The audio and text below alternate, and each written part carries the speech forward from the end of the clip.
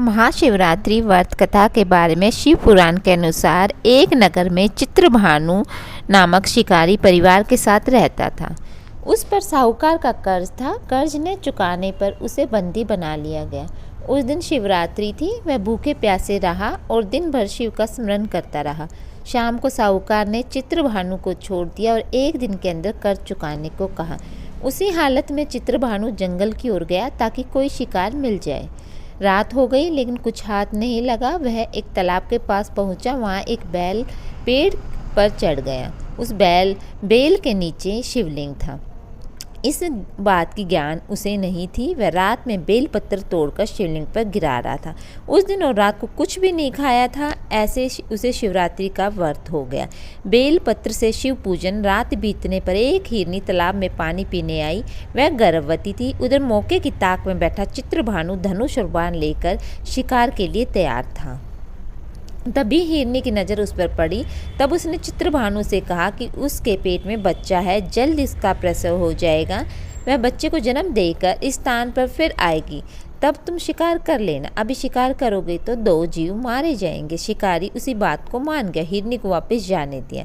उसी बीच पेड़ से बेलपत्र उसने फिर शिवलिंग पर गिराए, जिसे रात्रि के प्रथम पहर की शिव पूजा हो गई। कुछ समय बाद एक हिरनी वहां से जा रही थी। तभी चित्रभानु ने उस पर निशाना साध लिया। उस हिरनी ने शिकारी से निवेदन किया कि वह अपने पति को खोज रही है। वह पति से मिल लेगी, उसके बाद तुम्हारे पास आएगी। शिकारी ने उसे भी जाने दिया। रात के आखिरी पहर में भी चित्रभानु ने कुछ बेलपत्र भूलवश शिवलिंग पर गिरा दिया। इससे आखिरी पहर भी शिव की पूजा हो गई। तभी एक हिरनी अपने बच्चों के साथ जा रही थी। उसने भी शिकारी से कहा उसे छोड़ दे, बच्चों को उनके पिता को देकर जब वह आएगी जब तुम शिकार कर लेना। इस चित्रभानु ने कहा कि तुमसे पहले 2 शिकार छोड़ चुका हूँ, वह गलती नहीं करेगा। हिरनी ने कहा वह वचन की पक्की है, जरूर लौट कर आएगी। वह भी चली गई। इधर शिकारी के शिव की पूजा रात्रि जागरण अनजाने में हो गया। सुबह होते एक हिरन वहां से गुजरा तो शिकारी ने उसे शिकार करने को मन बना लिया। उस हिरन ने चित्रभानु से कहा यदि तुमने 3 हिरन और उनके बच्चे का शिकार किया है तो उसे भी मार डालो, क्योंकि वह उनके वियोग में दुखी नहीं होना चाहता। यदि उनको छोड़ दिया है तो उसे भी जाने दो। उनसे मिलकर वह दोबारा यहाँ आएगा, फिर शिकार कर लेना। इस पर शिकारी ने पूरी रात घटना हिरन को बताई। उसने हिरन को भी जीवन दान दे दिया।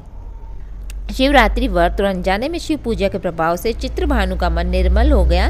वह पाप रहित हो गया। कुछ समय बाद वह हिरन अपने पूरे परिवार के साथ शिकारी के सामने आ गया ताकि वह उनका शिकार कर ले, उनका वचन भी पूरा हो जाए। हिरन और उसके परिवार की वचनबद्धता देखकर चित्रभानु को बहुत दुख हुआ। आत्मग्लानि के कारण चित्रभानु ने उस हिरन परिवार को जीवन दान दे दिया। अनजाने में शिव रात्रि व्रत करने से चित्रभानु को पुण्य लाभ हुआ। मृत्यु के बाद शिवगण उसकी आत्मा को अपने साथ लेकर शिवलोक चले गए।